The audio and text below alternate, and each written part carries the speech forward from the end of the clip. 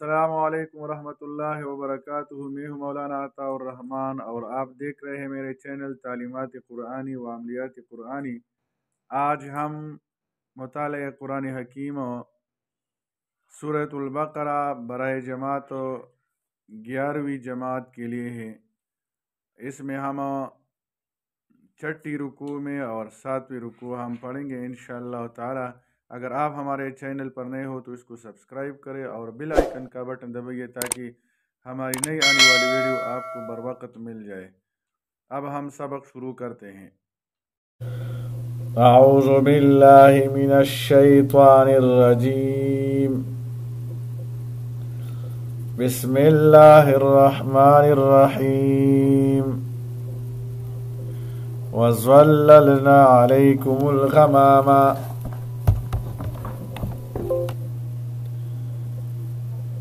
वअंज़लना अलैकुमुल मन्ना वस्सलवा कुलू मिन त्वय्यिबाति मा रज़क़नाकुम वमा ज़लमूना वलाकिन कानू अनफुसहुम यज़लिमून।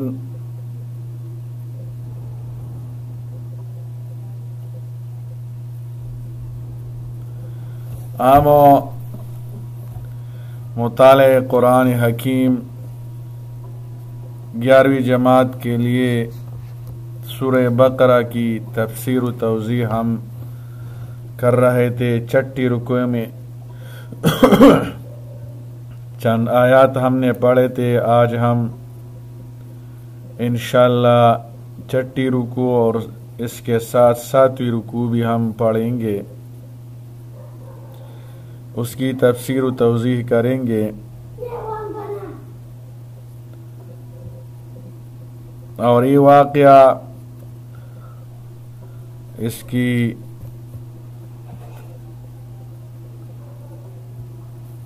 शान नुज़ूल के बारे में मुफस्सिरीन ने लिखा है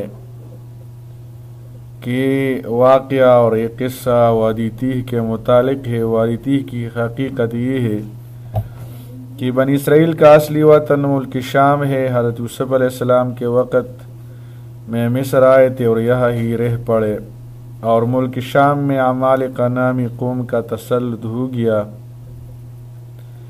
फ़िरऔन जब गर्क हो गया और ये लोग मुतमईन हो गए तो अल्लाह ताला का उनको हुक्म हुआ कि अमालिका से जिहाद करो और अपनी असली जगह को उनके कब्ज़ा से छुड़ा लो। बनी इसराइल इस इरादा पर मिस्र से चले और उनकी हुदूद में पहुँच कर जब अमालिका के ज़ोर व क़ुव्वत का हाल मालूम हुआ तो हिम्मत हार बैठे और जिहाद से साफ इनकार कर दिया।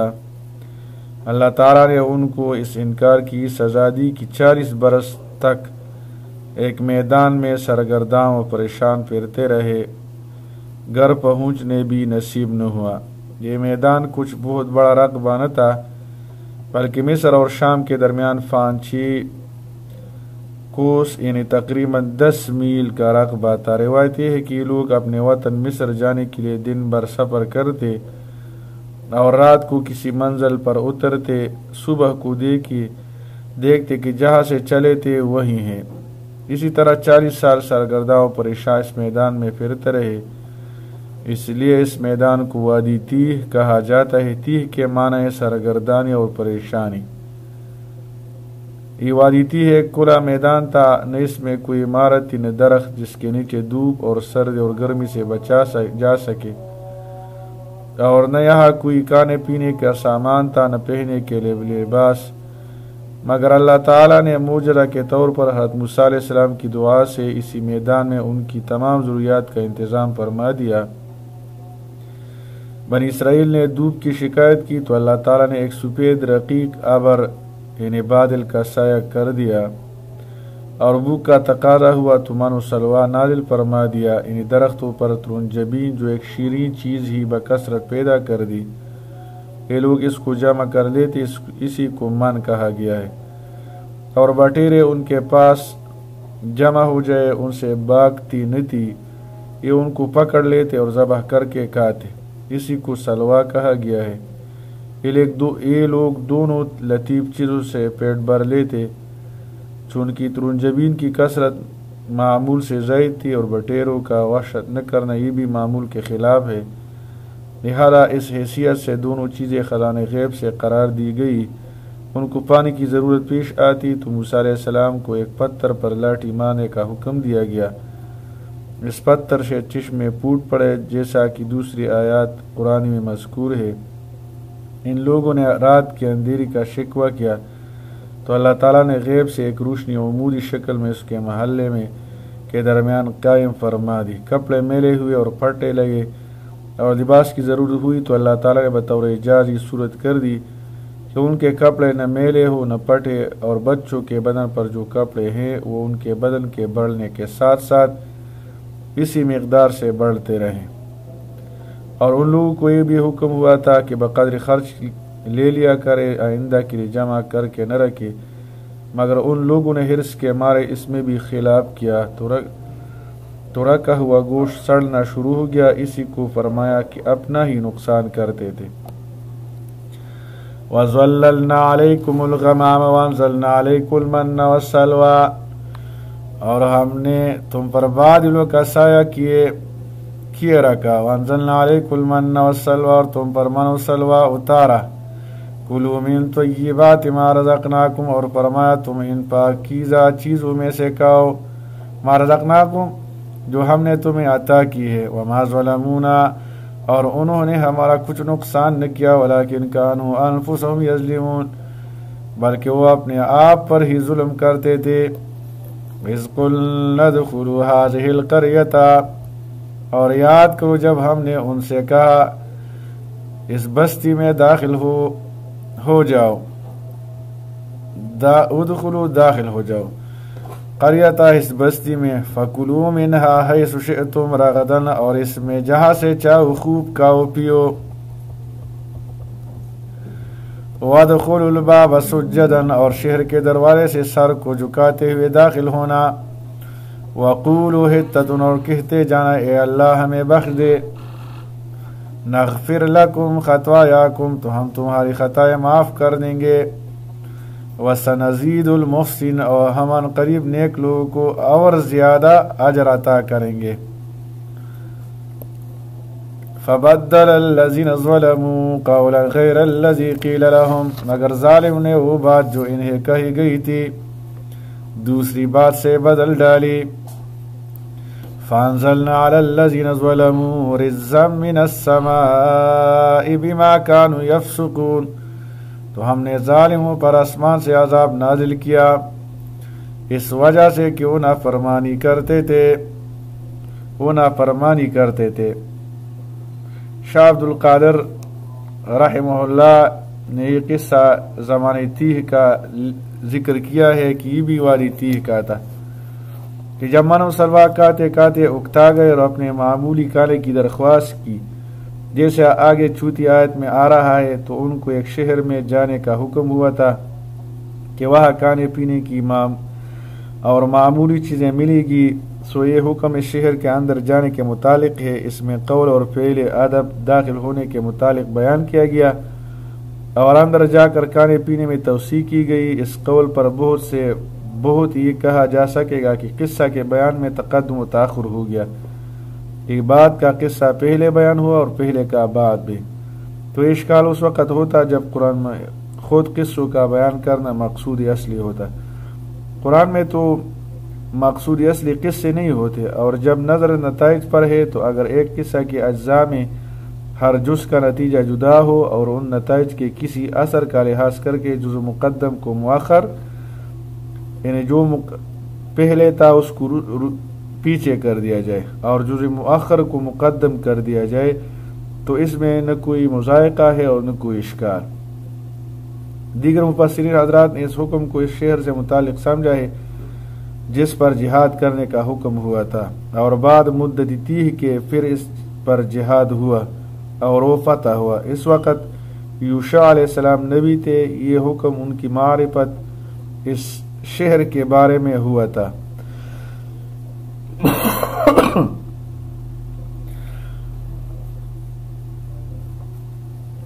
فبدل الذین ظلموا قولا غیر الذی، یہ آیت سابقہ آیت کا تتمہ ہے. وہ کلمہ خلاف یہ تھا کہ حتتن بمعنی توبہ کی جگہ از راہ تمسخر حبت فی شعیرت، انہوں نے یہ کہا یعنی غلہ درمیان جو کے، وہ لوگ یہ کہنا شروع کر دیا. وہ آپت سمائی طاعون تھا، ان پر اللہ تعالیٰ نے عذاب نازل کیا، وہ طاعون کا عذاب تھا جو حدیث کی روح سے ان کے لیے یہ عذاب مقرر کی گئی.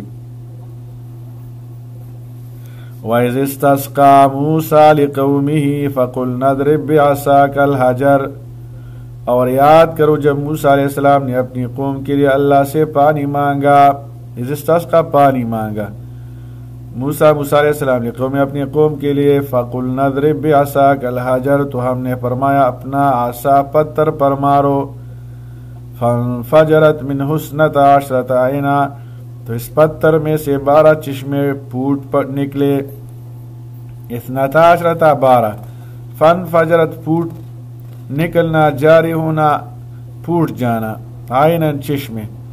قَدْ عَلِمَ كُلُّ أُنَاسٍ مَشْرَبَهُمْ، یقیناً ہر قبیلہ نے اپنے پانی پینے کی جگہ جان لی. مشربہم پانی پینے کی جگہ، کل اناس ہر قبیلہ نے. کلوا واشربوا من رزق اللہ، ہم نے فرمایا کھاؤ اور پیو اللہ کے رزق میں سے. ولا تعثوا فی الارض مفسدین، اور زمین میں فساد مچاتے نہ پھرو، زمین میں فساد مت کرو. یہ قصہ بھی وادی میں ہوا، وہاں پیاس لگی تو پانی مانگا، موسیٰ علیہ السلام نے دعا کی تو ایک خاص پتھر کو صرف عصا مارنے سے قدرت خداوندی سے 12 چشمے نکل پڑے. اور ان کے 12 خاندان اس طرح تھے کہ حضرت یعقوب علیہ السلام کے 12 فرزند تھے، ہر ایک کی اولاد کا ایک ایک خاندان تھا. ان کو انتظامی معاملات میں الگ الگ ہی رکھا جاتا تھا، سب کے افسر بھی جدا جدا تھے، اس لیے چشمے بھی 12 ہی نکلے. کھانے سے مراد من و سلوا ہے اور پینے سے مراد یہی پانی ہے جو عصا کے ذریعے معجزہ کی طور پر نامودار ہوئے. اور اسی طرح جب بارش نہیں ہوتی تو ہمارے نبی کریم صلی اللہ علیہ وسلم کی امت کے لیے حکم ہے کہ وہ صلاۃ استسقاء پڑھے. وَإِذْ قُلْتُمْ يَا مُوسَىٰ لَن نَّصْبِرَ عَلَىٰ طَعَامٍ وَاحِدٍ، اور یاد کرو جب تم نے کہا اے موسیٰ علیہ السلام لن نصبر، ہم ایک ہی کھانے پر ہرگز صبر نہیں کر سکتے. لن نصبر ہرگز صبر نہیں کر سکتے، علی طعام واحد ایک کھانے پر. فادع لنا ربک، لہذا ہمارے لیے اپنے رب سے دعا کیجئے. یخرج لنا مما تنبت الارض، کہ ہمارے لیے وہ چیزیں نکالے جو زمین اگاتی ہے. تنبت اگانا، یخرجو ظاہر کرنا نکالنا. من بقلها اس کا ساگ، وقثائها اور ککڑی، وفومها اور گیہوں، وعدسها اور مسور، وبصلها اور پیاز. قال تستبدلون الذي هو ادنى، موسیٰ علیہ السلام نے فرمایا کیا تم بدلہ میں لینا چاہتے ہو، ہوا ادنا وہ چیز جو ادنا ہے، تستبدلون تم بدلہ میں لیتے ہو، ہوا ادنا جو کمزور ہے ادنا ہے، بالذی ہوا خیر اس چیز کی جگہ جو عمدہ ہے، خیر عمدہ ہے. اہبتو مصر، جاؤ کسی شہر میں اتر جاؤ. فإن لکم ما سألتم، تو بے شک تمہیں وہ مل جائے گا. وضربت علیہم الذلۃ والمسکنۃ، جو تم نے مانگا، ما سألتم جو تم نے مانگا. فإن لکم ما سألتم، بے شک تمہیں وہ مل جائے گا جو تم نے مانگا.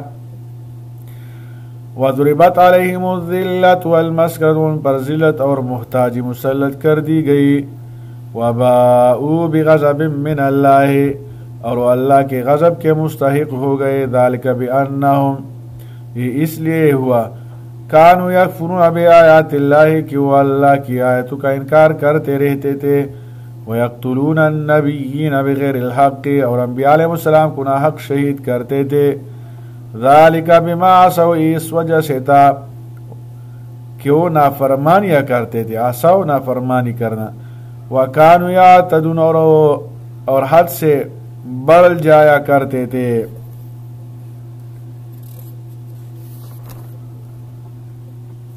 ایک قصہ بھی وادی تیہ کا ہے۔ من و سلوا سے اکتا کر ان ترکارے اور غلو کی درخواست کی۔ اس میدان کے داخل حدود میں کوئی شہر آباد تھا، وہاں جا کر رہنے کا حکم ہوا کہ وہاں بو اور اس سے کھاؤ، جب وہ اگلنے لگے تو اس سے کھاؤ۔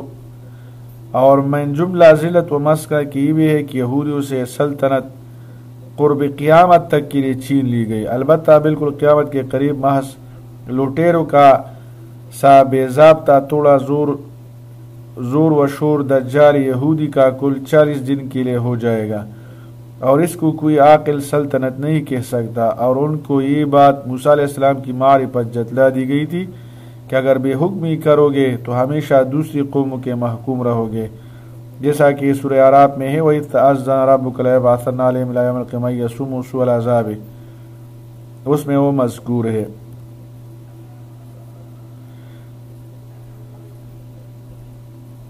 اس پر ایک اعتراض آتا ہے کہ یہودوں پر ابدی ذلت کا مطلب اور اسرائیل کی موجودہ حکومت سے اس پر ایک اعتراض آتا ہے۔ آیت مذکورہ میں یہود کی سزا دنیا میں دائمی ذلت و مسکنت اور دنیا و آخرت میں غضب الہی کو بیان کیا گیا ہے۔ ان کی دائمی ذلت و مسکنت کا مفہوم جو ائمہ تفسیر صحابہ تابعین سے منقول ہے، اس کا خلاصہ ابن کثیر کے الفاظ یہ ہے: لا یزالون مستذلین من وجدهم استذلهم واضرب علیہم الصغار، یعنی وہ کتنے ہی مالدار بھی ہو جائے ہمیشہ تمام اقوام ذلیل و حقیر ہی سمجھے جائیں گے، جس کے ہاتھ لگیں گے ان کو ذلیل کرے گا اور ان پر غلامی کی علامتیں لگا دے گا۔